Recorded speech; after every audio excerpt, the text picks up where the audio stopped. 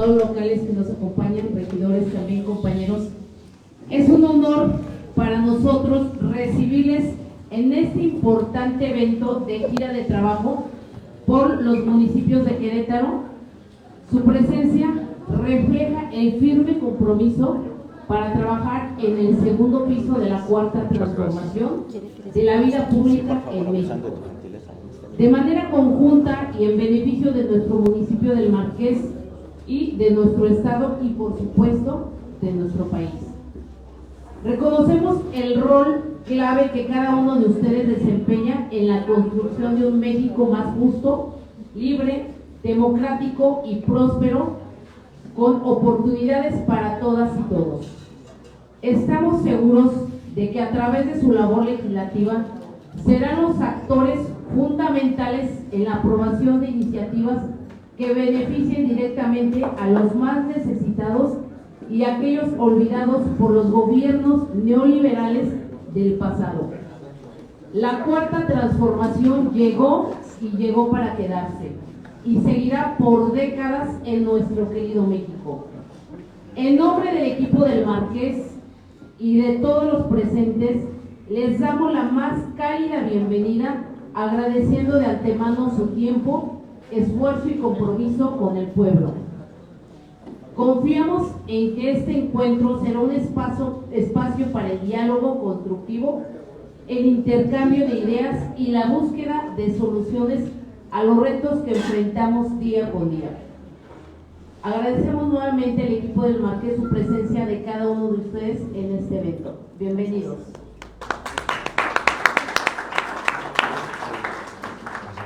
Vamos a iniciar. Iniciamos nuestra rueda de prensa y le damos la palabra a nuestro presidente del Senado, el senador Gerardo Fernández Noroña. Muchas gracias, muy buenos días a todas y todos, muchas gracias por su puntualidad. Nosotros llegamos exactos, tomamos providencias porque traemos bueno, hoy estamos de luto en primer lugar, estamos de luto. El día de ayer por la noche nuestra compañera, gran compañera Ifigenia Martínez y Hernández, larga vida Ifigenia, falleció. Es una pérdida muy grande para nuestro movimiento. La verdad es que yo sí, la sesión de Congreso General del 1 de septiembre, estamos muy contentos. Estaba ya por la edad, alguna dificultad mínima para moverse, pero estaba bien en términos generales. Y el 1 de octubre, en la toma de protesta de nuestra compañera presidenta Claudia Sheinbaum Pardo, sí vi, primero con sorpresa, el deterioro de su salud en un mes. Después me enteré que había estado en terapia intensiva los días previos a la toma de protesta. Ya estaba en silla de ruedas, necesitaba oxígeno supletorio, hizo un esfuerzo enorme. La verdad fue una hazaña lo que hizo el 1 de octubre. Pues lo vieron, quienes lo vieron, no podía sostener incluso la banda presidencial. Hizo un gran esfuerzo. Estaba muy contenta, fuimos muy cálidos, tanto el compañero presidente López Obrador, la compañera presidenta Claudia Sheinbaum Pardo, un servidor con ella, y luego compañeros, compañeras. Lamentamos muchísimo su fallecimiento. Ayer platiqué con Ricardo Monreal, que encabeza la fracción mayoritaria de Morena en la Cámara de Diputados, y quedamos en que no fuera una sesión, un homenaje solo de la Cámara de Diputados, sino que fuera sesión de Congreso General. Ella fue senadora de la República en 1988, cuando jugó ese papel extraordinario en el núcleo duro de la corriente democrática con el ingeniero Cuauhtémoc Cárdenas, Porfirio Muñoz Ledo y ella. Porfirio y ella fueron senadores por el entonces Distrito Federal. Volvió a ser senadora la pasada legislatura, por el grupo parlamentario de Morena. Estaba muy contenta el 1 de octubre. Pues la vamos a echar mucho de menos, pero como pasa cuando muere algún ser querido, pues vive en el corazón de cada uno de nosotros, de nosotras. Pues larga vida a Ifigenia Martínez y Hernández. Y luego, el viernes, que yo venía a una gira por la Sierra Gorda de Querétaro, ya me quedé a dormir en San Juan del Río para estar más cerca, no echarme las 5 horas desde la Ciudad de México, y me convocaron a una reunión de urgencia. No, bueno, ya van 2 veces ahí que no puedo llegar al lugar, ya ahora sí que la tercera va a ser la vencida. Tenemos que reponer esa fecha. La vez anterior anduve con un gripón marca Llorarás, que yo hasta pensé que era COVID, pero no fue así. Y bueno, estamos acá. Fíjense que está otra vez en el centro el debate, lo que llaman reforma al Poder Judicial, que ya eso no existe. No hay tal reforma al Poder Judicial. Hoy estamos hablando de una Constitución reformada. Ya es ley vigente y además es nada menos que la Constitución. Entonces me resulta simpático, por llamarle de alguna manera, que la Suprema Corte de Justicia de la Nación quiera revisar la constitucionalidad de la Constitución. Mira qué cosas tiene uno que escuchar. Ahora resulta, la Suprema Corte de Justicia ya solo le falta emitir un resolutivo que diga la Constitución soy yo. Bueno, ya para que quede más o menos claro en qué delirios andan. Yo pregunto dónde estudiaron Derecho, o sea, no hay ningún recurso que pudiera detener en su momento la reforma. Y no hay ningún recurso que pueda detener la Constitución. Y tampoco existe ningún recurso que pueda detener el proceso electoral, ni el que se va a hacer en junio de 2025, el primer domingo, para elegir a las personas juzgadoras, ni para detener ningún proceso electoral. En el municipio más modesto, del lugar más recóndito de la patria, no hay un recurso para detener un proceso electoral. Entonces me sorprende la ignorancia o la mala fe, o ambas, de 8 ministros de la Suprema Corte. Como lo dije en la semana, vuelvo a hacer un llamado a la prudencia, vuelvo a hacer un llamado a la responsabilidad, vuelvo a hacer un llamado al respeto al marco constitucional, porque ya lo dijo la compañera presidenta Claudia Sheinbaum Pardo, vamos a hacer la elección de las personas juzgadoras el primer domingo de junio de 2025. Entonces, ¿para qué complicar las cosas si de todos modos se van a llevar a cabo? De hecho, no estoy siendo maldoso, pero sí quiero decirles que mañana va a haber una sorpresa importante por la mañana en este tema, importante. No puedo adelantar más, pero acredita que seguiremos avanzando en la realización de la elección de las personas juzgadoras. Tiene su grado de complejidad, sobre todo en la Ciudad de México, y no recuerdo qué otra entidad de la República que tiene un número grande, ciertamente, de personas juzgadoras, pero en la mayoría, la inmensa mayoría de las entidades, Querétaro es un ejemplo, no tiene mayor dificultad la elección por el número de personas juzgadoras que se van a elegir. Cierro el comentario planteando que la Corte se ha negado hasta este momento a entregar la información que la Constitución dice que tiene que entregar. O sea, no es si quiere. La Constitución dice, y la ministra presidenta Norma Piña me responde, que tiene mandato de un juez oscuro de violar la Constitución. O sea, de verdad es impresionante lo que hay que oír. Pero bueno, nosotros de cualquier manera tenemos la información, es pública, tenemos ya la información, pero queremos que nos la den oficialmente, que es la obligación de la Corte hacerlo. Quizás la única información que faltaría, pero yo creo que ni la Corte la tiene porque estoy seguro que no ha hecho su tarea, es conocer qué personas juzgadoras van a participar en el proceso electoral, porque quiero recordarles que el único poder de la República que tiene 2 vías para proponer es el Poder Judicial, mientras que el Poder Ejecutivo y el Poder Legislativo podrán proponer cierto número de candidatos. El Poder Judicial también podrá proponer el mismo número, pero además tiene todas las actuales personas juzgadoras que pueden participar, tienen vía directa, tienen pase directo a la elección si deciden participar. Entonces, se van a ir aclarando el 16, queríamos hacerlo, pues si se podía antes. Nuestra fecha máxima para emitir la convocatoria, me refiero a la Cámara de Senadores, de la elección, es el 16 de octubre y lo haremos en tiempo. Lo haremos en tiempo porque además, fíjense que hay una parte que tenemos que hacer antes de emitir la convocatoria, y que es, aquí estoy dando la primicia, aunque está en la ley, está en la Constitución, tenemos que hacer un sorteo, y ese sorteo puede que se lleve mucho tiempo. ¿Sortear qué?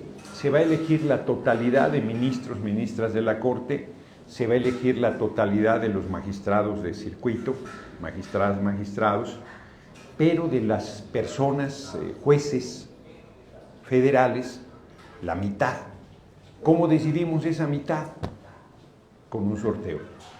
Entonces, se hará un par de días antes, quizás el próximo fin de semana, el sorteo de qué juzgados, qué responsabilidades de personas juzgadoras federales se va a elegir en junio de 2025 y cuáles en junio de 2027. Los que salgan sorteados en esta serán para junio de 2025 y los que no salgan sorteados quedarán para junio de 2027. Pues yo creo que con este tema tenemos para divertirnos en las preguntas, entonces si ustedes me lo permiten, a menos de que nuestra compañera senadora Beatriz Robles o Luis Humberto quisieran hacer algún comentario adicional, de no ser así, vamos a las preguntas y aquí las respondemos a las Tenemos aquí a nuestro diputado local. Primero, aquí pero primero la compañera, si no tienes inconveniente. Gracias, senador. Carla Ramírez de MX, el Canal de México. Preguntarle o qué mensaje le enviaría a los trabajadores de la Suprema Corte de Justicia en el estado de Querétaro, ya que se manifestaron el día 4 de septiembre, hicieron una manifestación ahí en Plaza de Armas frente al Palacio de Gobierno, y pues ellos manifiestan que el movimiento de la Cuarta Transformación quieren imperar al ser panda más. ¿Qué mensaje le envía a estos trabajadores? De hecho, pues eran supuestos trabajadores que también estaban personal de lo que es el gobierno del estado de Querétaro también participando. Le termino la otra segunda pregunta. Si quieren respondo esta porque luego se me olvida, ya me estoy haciendo viejito. Es que sí, tenemos que apagar uno de los dos, ¿no? Ahorita me acordé, estamos en una gira en el Estado de México. Nuestra hoy compañera presidenta, candidata a la presidencia, y estamos dando una rueda de prensa en un lugar cerrado y de repente no sé qué efecto raro tuvo el sonido, que se oyó pero espantoso, así como si hubiera habido una bomba, un disparo, algo, metimos un brinco, ¿no? Me dice la compañera presidenta, ahora sí que voy a presumir, si hasta le agarré la pierna, Gerardo. Yo quería reproducir el video porque seguro, la foto, seguro teníamos una cara, no, pero ya no se hizo, ahorita me acordé. A ver, a los trabajadores, mujeres y hombres del Poder Judicial les decimos lo que hemos reiterado todo el tiempo, sus derechos están garantizados. Voy a poner un ejemplo de un derecho que no tenemos los legisladores, las legisladoras, que no tiene la compañera presidenta de la República, que no tiene ningún secretario de Estado y que el más modesto trabajador del Poder Judicial tiene, seguro médico privado. Nosotros nos atendemos en la seguridad social pública. Ellos tienen seguro médico privado y se va a mantener. Ya les dijimos que todos sus derechos están garantizados. Ya les dijimos que en las leyes secundarias podemos revisar sus preocupaciones que no son del marco constitucional.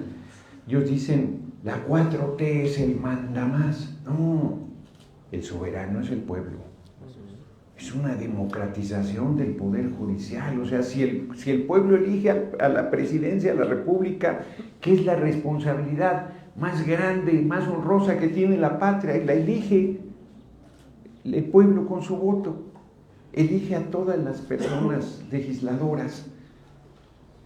Elige a las personas presidentes municipales. ¿Por qué no va a elegir al Poder Judicial? Cuando el artículo 39 constitucional dice que la soberanía emana del pueblo. Y el 135 dice que para hacer una reforma constitucional deben ser las dos cámaras, senadores, senadoras, diputados federales, 2/3. Y luego la mitad más uno de los congresos, y fueron 25 de 32 congresos estatales los que aprobaron la reforma que hoy es constitución vigente. Y dicen que no, porque no les gusta, porque ya no va a ser tan fácil tener actos de corrupción. Que yo cada vez pienso más que hay quien está en desacuerdo porque recibía recursos más allá de su salario con la corrupción que había en el Poder Judicial. No puedo entender de otra manera la inconformidad de algunos trabajadores y trabajadoras, de algunos. Supongo que es por eso, porque no entendería yo otra razón. Sí, esta es una pregunta muy importante. Y lo primero es que no es solo, y en complemento a lo que abona el senador, lo que ha afirmado la presidenta, sino que ya está en el texto constitucional con todas las letras. En el texto constitucional que aprobamos viene que los derechos que ya tienen las y los trabajadores del Poder Judicial se mantendrán. No solo eso, en el texto constitucional se les considera los derechos laborales de quienes dejan de cumplir la función juzgadora. Y aquí la verdad es que hay que tener memoria. Cuando Cedillo hizo su reforma, lo movieron de un día para otro y no le hicieron nada. La reforma constitucional cuida todos los derechos laborales. Y esto nos lleva al segundo punto, al petate del muerto. Estuvieron diciendo que si se aprobaba, iban a levantarse los muertos, iban a incendiar los calentadores de gas, iba a ser una catástrofe. La bolsa subió al otro día, el dólar repuntó al otro día. ¿Alguien ha visto todas esas catástrofes que ya se acabaron sus argumentos y muestra el vacío y su insignificancia, que es desear que les vaya mal a México para decir que tienen razón? Y hasta ahorita, todo lo que han dicho los evangelistas de la catástrofe, no les ha salido una. Ni bajó la bolsa, ni se fueron las inversiones, ni se cayó el peso, ni ha pasado nada. Ahora dicen que son los derechos. Eso ya está en la Constitución. Último punto, nada más en complemento. Después de la reforma, hubo un evento en México muy importante, se llama World Law, que es la unión de todos los despachos de abogados más importantes de América Latina, incluyendo los de los petroleros de Texas, de Estados Unidos, de todo. Cuando les planteamos el modelo, todos coincidieron que en sus países tenía que haber reformas radicales. El Poder Judicial no se ha reformado en 200 años. Entonces, incluso Biden mandó una propuesta para reformar el Poder Judicial. Entonces, a lo que quiero llegar con todo esto es que veamos la realidad. Lo más importante es amputarse el ruido, amputarse estos miedos. ¿Por qué? Porque no tienen en mente a México, tienen a mente otros intereses. Y es esto, y nuevamente a las y los trabajadores del Poder Judicial les tendemos la mano cuando sea necesario, vamos a explicarles. Ellos conocen que está en el texto de la Constitución, ellos lo que queremos es que tengan la paz, que tengan la certidumbre, que sus trabajos no están en riesgo. Eso es lo más importante, y sobre todo para todas las y los queretanos, que no creamos en el miedo, porque hasta ahorita no ha pasado nada de lo que ya llevan ya casi 7 años diciendo catástrofes que no han sucedido. Perdón, un momentito nada más. Y yo nada más quiero complementar, primero dar las gracias a todos los presentes, y quiero complementar por lo que decía nuestro senador. El día que nos invadieron la Cámara de Senadores, la tomaron y estaba un trabajador, supuesto trabajador de la Suprema Corte de Justicia, que se metió hasta la mesa directiva, hasta arriba, y decía, miren cómo me están tratando y nos están tratando mal. Y yo lo que se me ocurrió decirle fue, a ver, eres trabajador de la Suprema Corte de Justicia, no te preocupes de nada, porque si eres trabajador, todos tus derechos están garantizados. Ahora, Si tú recibes privilegios, entonces sí preocúpate. Cuando yo le dije eso, se dio la vuelta.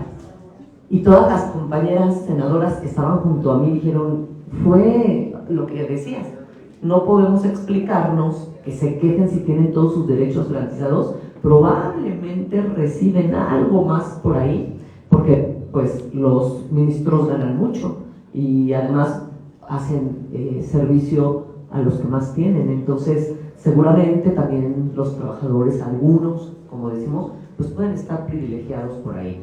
Lo importante es que cuando algo no funciona, tiene que cambiar. Y en México el Poder Judicial no funciona, hay que cambiarlo, ¿sí? Es el más privilegiado, en donde más impunidad hay, y el que provoca inseguridad en México también, porque la justicia, la paz es un resultado de la justicia, y si no hay justicia en un país, pues no hay paz. Entonces, pues yo también el llamado a que estemos tranquilos, a que las cosas van a funcionar muy bien y vamos a ver un cambio en México. Creo que ese era el poder que necesitaba reformarse. Todos los demás los elige el pueblo y ahora también al Poder Judicial lo va a elegir el pueblo. La siguiente pregunta es fuera de contexto del tema. Aprovechando que está el diputado federal, usted como presidente de la Cámara de Senadores, la senadora Beatriz y diputados locales. Hay un problema en el estado de Querétaro, pero también a nivel nacional, con respecto al servicio que prestan los mecánicos.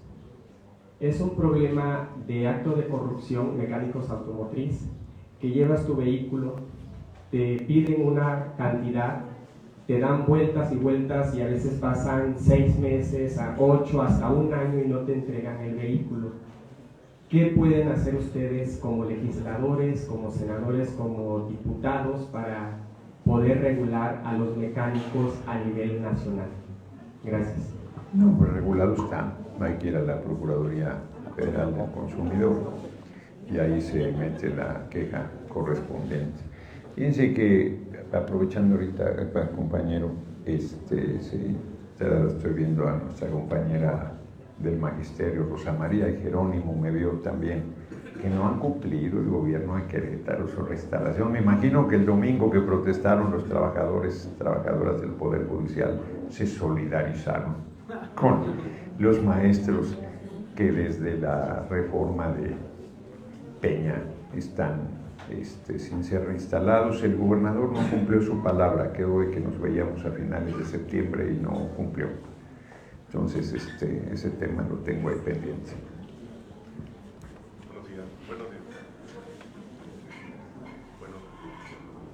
¿Cómo le gustaba? Buenos días, Rafael Piña, conversatorio.mx. Buenos días, doctor Luis Humberto, senador, senadora, en una forma concluyente, porque vemos todavía por ahí resquicios de impugnación, Marco Cortés quiere impugnar, en una forma concluyente a la oposición, como presidente de la mesa directiva, pero como senador por Morena, ¿cuál sería el mensaje a la oposición?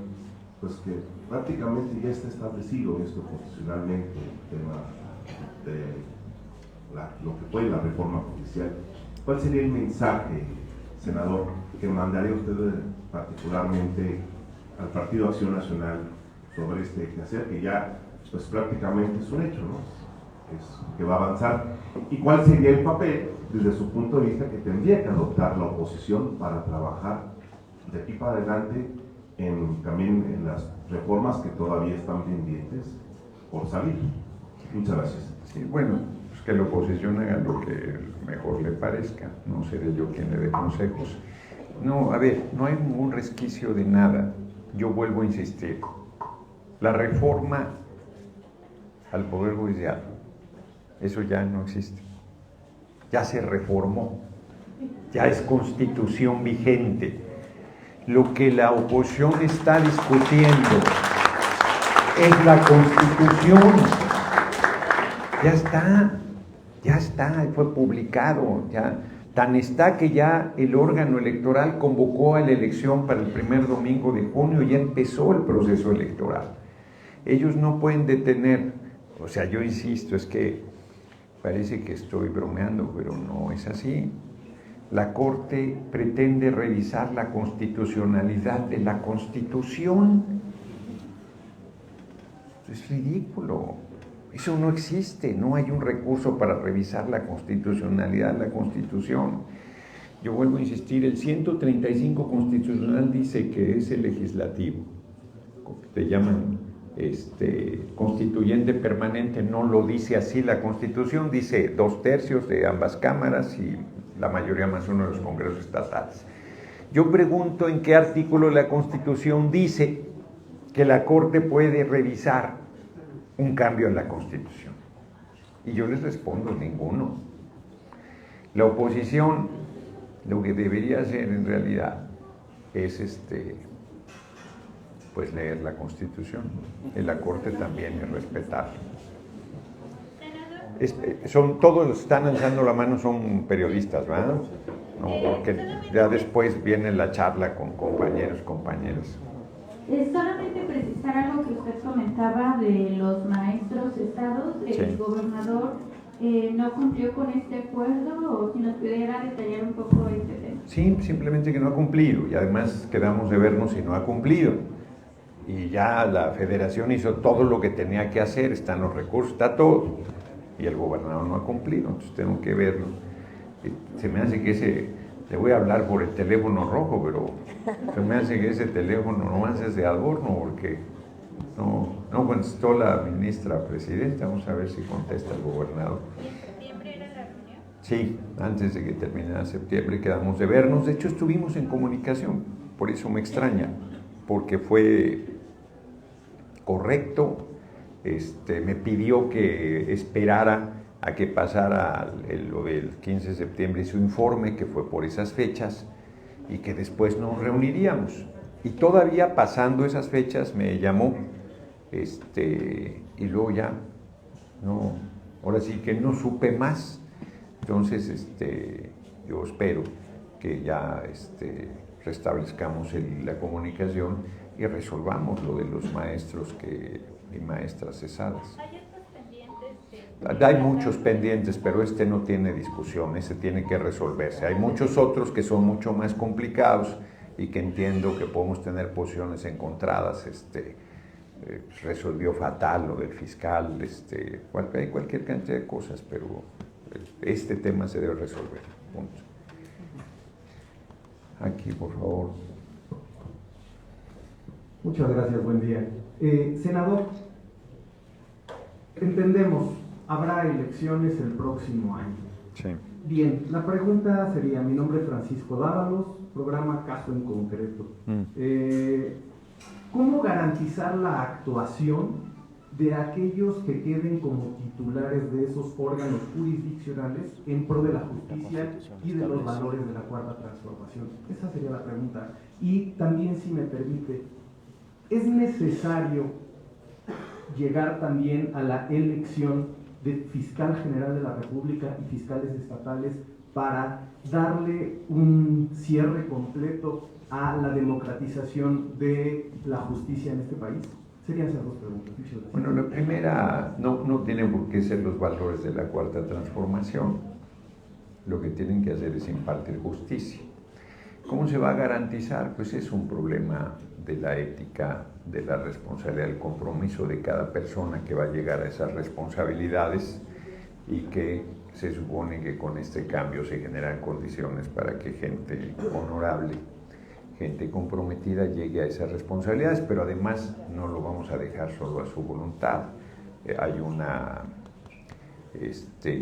tribunal de disciplina, que es al que mucho han criticado en los foros que hubo de la reforma, le llaman de la Inquisición. No, bueno, lo que pasa es que hasta el día de hoy las personas juzgadoras podían decidir lo que les viniera en gana. Bueno, lo que acaba de hacer la Suprema Corte es un ejemplo de una máxima aberración. O estos jueces que otorgan amparos como si de tamales por la mañana se tratara, cuando el artículo 61, fracción primera de la Ley de Amparo dice que no procede el amparo frente a una reforma constitucional. explícito lo dice la ley. Entonces, y hacen eso y dicen, es mi criterio jurídico. No, mi amigo, tu criterio jurídico no puede ir en contra de la letra de la ley. O sea, hay legislaciones que aceptan interpretación, pero cuando la redacción es indubitable, dice, tú no puedes hacer esto, y lo haces, entra el Tribunal de Disciplina y te dice, ¿qué pasó, mi amigo, ahí con esta sentencia? Y ellos, que hasta ahora no han tenido un espacio que revise su actuar, pues no les gusta ese espacio, que además se va a elegir también por voto del pueblo. En cuanto a la elección de fiscales, yo no estoy seguro que ahí tengamos que ir en ese sentido, no estoy seguro. Va a haber una reforma al poder, a las fiscalías, los ministerios públicos, que es terrible la situación ahí.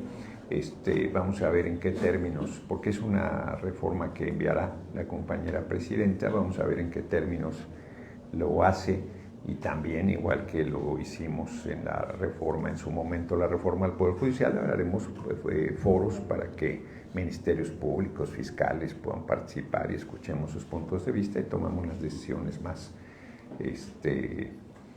que más aporten a esa transformación que también urge en ese espacio de la impartición de justicia. Senador Noroña, senadora Betty, mucho gusto, buenos días. Jesús Garduño, de Caso en Concreto. La primera pregunta que quisiera yo hacer es para la senadora Betty Robles. En Querétaro, históricamente, los gobiernos han actuado bajo el dogma de la gandalla. Habría que ver el tema del fiscal carnal, la conformación actual de la legislatura, la conformación de cabildos. En ese sentido, ¿cómo vamos a garantizar para que las disposiciones constitucionales relativas al Poder Judicial se instrumenten de manera adecuada en Querétaro? Toda vez que tenemos conocimiento al día de hoy que posiblemente pretenden que aquellos que se quieran postular tendrán que pasar por una instancia previa del propio tribunal. ¿Cómo garantizar que Querétaro no va a darle la vuelta al poder, a la federación? La segunda pregunta es para el senador Noroña, Fernández Noroña. Senador, para dejar un poquito claro, ¿cómo transmitirles un mensaje a todos aquellos empleados del Poder Judicial que dicen, les han vendido, que están haciendo el tema de su amparo porque están en defensa del pueblo, de independencia judicial, cuando hasta ahorita no tenemos conocimiento de un solo ciudadano que haya puesto un amparo bajo ese contexto? El amparo que existe es defendiendo derechos laborales. Muchísimas gracias. Bueno, pues gracias por la pregunta. Ya sabemos que en Querétaro hemos tenido en estos últimos meses pues muchas demostraciones de agandalla, ¿no? Cambiaron la ley orgánica del Congreso pues para quitarnos la Jucopo cuando nosotros tenemos el mayor número de diputados locales ganados. Yo creo que una forma de hacerlo, entre los artículos transitorios se les instruye a los estados a hacer cambios también a su poder judicial, lo tienen que cumplir. Ahora tenemos nosotros mayoría en el Congreso. Lo que nosotros nos tenemos que preocupar es porque tengamos unidad dentro del Congreso para poder lograr que se den los cambios. Ese es un compromiso, además no es que queremos o no queremos los diputados locales y nosotros, tenemos que hacerlo porque el pueblo decidió que tuviéramos mayoría, la coalición de PT, Verde y Morena. Y tenemos ¿Qué que pasó con el juntos diputado local que había? Creo que esa va a ser la forma de poder lograr que se hagan las reformas que se tienen que hacer las mejores propuestas que armonicen con lo que nosotros aprobamos en el Senado y en la Sala Superior de Diputados, y creo que lo vamos a lograr. O sea, no estábamos acostumbrados en Querétaro a que teníamos mayoría, es la primera vez que tenemos mayoría y la tenemos que aprovechar. Es un compromiso con el pueblo de Querétaro y ese compromiso, créanme que lo vamos a buscar, lo vamos a lograr y pues al final de cuentas el que no entienda, yo lo digo abiertamente porque no somos tapadera de nadie, el que no entienda se va a ir al basurero de la historia, independientemente de quién sea, porque el pueblo no es tonto. Tonto es el que cree que el pueblo es tonto. Entonces yo dejaría ahí, lo que vamos a buscar nosotros es la unidad entre todos nuestros diputados y todos nosotros para que podamos en Querétaro, además, en el 2027, contar otra historia y poder lograr que finalmente a Querétaro llegue el bienestar al pueblo local. Gracias. Sí, yo insistiría en el tema de la unidad. Desde la gira pasada que hice, la unidad es muy importante. El gobierno de Querétaro y Acción Nacional pretende, le estaba preguntando a Luis Humberto ahorita, porque no había comentado con los compañeros, habían querido agandallarse un par de diputados locales, al final eso no prosperó, se ratificó la voluntad del pueblo de Querétaro, se tiene mayoría, entonces la unidad va a ser muy importante. Y ahí sí podría el Poder Judicial, si aquí se hiciese en Querétaro o en algún otro congreso del Estado, una legislación que no respetara lo que dice el marco constitucional, ahí sí se podría modificar. En cuanto a los trabajadores, trabajadoras del Poder Judicial, e inclusive algún sector de la población que tiene preocupación por los cambios que se hicieron a la Constitución y que ya están vigentes, yo les diría que pues va a ser el voto de la gente. Por ejemplo, aquí en Querétaro, la derecha tiene una votación importante. Bueno, pues eso se va a manifestar en la elección de las personas juzgadoras. Dice Luis Humberto que no por mucho, pero tiene no es cierto que vaya a haber, pero además el proceso, ya lo van a ver ustedes, el proceso de elección de quienes van al proceso electoral, pues va a ser yo tengo la impresión, ya lo verán ustedes, que no tiene manera de manipularse. De verdad, las mejores personas, los mejores perfiles son los que van a ir a la elección. Si nosotros somos los primeros que nos interesa que haya justicia, somos los primeros que nos interesa que las personas juzgadoras actúen con imparcialidad. No, nosotros no queremos que sean parciales hacia nosotros queremos reproducir lo mismo, porque además lo que queremos es que el pueblo, que es todavía el más afectado de que no haya impartición de justicia, tenga justicia, que no sea el dinero el que resuelva, que sea quien tenga la razón. Eso es lo que queremos, eso es a lo que aspiramos. Y la oposición debería coincidir en esto. Cierro, no me voy a alargar más en esta respuesta, pero la oposición dice, y el propio Poder Judicial dice, sí se necesita esa reforma, pero no esa.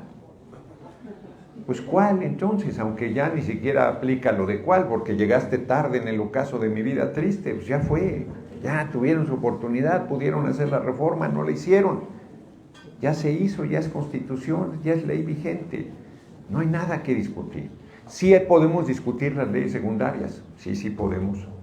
Sí podemos enriquecerlas, sí podemos. Sí la oposición puede jugar un papel relevante en esos temas, sí puede. Sí puede. Está en su derecho y está en su voluntad. Pero si asume la misma posición que en su momento en la discusión de la reforma del Poder Judicial, pues se va a quedar fuera de las decisiones. Si asume la misma posición que cuando hicimos el cómputo de los congresos estatales que no se presentó, pues solita se condena a la intrascendencia, solita genera un vacío que no debería existir y que desde mi punto de vista es un error. Yo dije que no le iba a dar consejos a la oposición y ya le estoy aquí dando algunos. Luis quiere comentar algo de la situación local. A ver, dos temas muy relevantes. Lo primero, con respecto al proceso, el proceso ya está muy claramente establecido en la Constitución y no se puede ir más allá de la Constitución. Exacto. De verdad, y bueno, qué bueno que ya le echen ganitas, pero no es así, no les da la Constitución. Lo segundo es que al final del día nuevamente lo que se muestra. Muchas gracias, necesitaba fuerza. Criticaron una reforma sin tener nunca un proyecto diferente. Cuando nosotros fuimos senadores, cuando hemos sido diputados de oposición, siempre se contraponía A contra B. Aquí no hubo eso. Lo único que fue la negación absoluta frente a su vacío conceptual. Segundo, con respecto a que se vayan a dar cosas. Mira, Yo he hablado con mi hijo y le digo que yo estoy consciente que en el mundo en el que voy a morir es diferente al que yo nací. Lo que no se han dado cuenta aquí es que el sexenio que iniciaron, el Querétaro con el que inició el sexenio, es diferente con el que va a concluir. Lo que deben de entender es que esto no va a cambiar, esto ya cambió. Entonces, querer aferrarse a una idea, a un concepto del poder que ya no existe, eso, ¿sabes a qué los lleva? A lo más peligroso en política, a perderle miedo al ridículo. Se vieron ridículos, esa, y perdón que lo diga así, pero esa payasada de un receso. Ay, perdóname, no conté mis votos, dame chance. Eso es tan ridículo como el niño que no mete gol y huele el balón para que los demás no jueguen. Es el ridículo. Y que regresaron del receso, pues fíjate que sigo sin tener los votos. En política hay que tenerle miedo al ridículo, y ya se le perdió el miedo al ridículo porque no entienden que el Querétaro que van a entregar no es el que recibieron. Si ellos no entienden que la realidad política ya es otra, es aquí mismo van en la a asamblea. seguir en eso. Bueno, sería la cuenta. Muy bien, pues a ver, hay todavía varias manos, pero yo creo que ya más o menos platicamos de lo fundamental. A ver, ahí tiene el micrófono el compañero. Rogelio Estrada, de Metrópolis Querétaro y Noticias Querétaro. Agradecer a la senadora de la República, diputada Zuleta Gil, Luis Humberto, y el diputado Mero. Senador, y presidente del Senado, hay dos cuestiones nada más rápidas. Su opinión: en Guanajuato llegó la gobernadora del PAN y le pidió la renuncia al fiscal general Samarripa.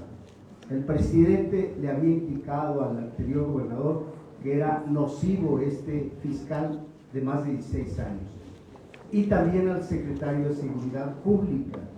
En Querétaro se acaba de nombrar a un presidente del Tribunal Superior de Justicia del Estado, ex diputado local del PRI, ex diputado federal del PRI, presidente estatal del PRI, y lo premia con ser presidente del Tribunal Superior de Justicia. Esto contrapone lo que está haciendo la reforma. Su opinión, senador. Y desde luego, pues aquí está ya Sinue Piedrafil. Hubo un voto de 14 de la Cuarta Transformación, Verde, PT y Morena, y hubo un voto a favor de los panistas en la Cámara de Diputados. Pero si tenemos mayoría, entonces, ¿cómo se dio ese nombramiento? 13 contra 12. 13 contra 12. Lo anunciaron el Verde. Por un voto. Ya. Pero teníamos que haber tenido 14. Ya. Pero el Verde lo anunció sobre la mesa, no hay engaño. Eso es. Bueno, nosotros tenemos que avanzar en el tema de la unidad, la verdad, porque Morena, PT, Verde, aquí fuimos separados, un error. Tenemos que superar esas diferencias para que no nos pase este tipo de cosas. Pero de cualquier manera, no es que vaya en contra de la reforma, pues mientras no se elijan las personas juzgadoras, pues hay que designar a las personas que tienen esa responsabilidad. No debe quedarse vacío ese espacio de la presidencia del tribunal. Que sea una gente con una amplia experiencia del PRI, pues no debería sorprender a nadie, porque el PRI y el PAN son lo mismo. Decían que eran algo diferente, pero son exactamente lo mismo.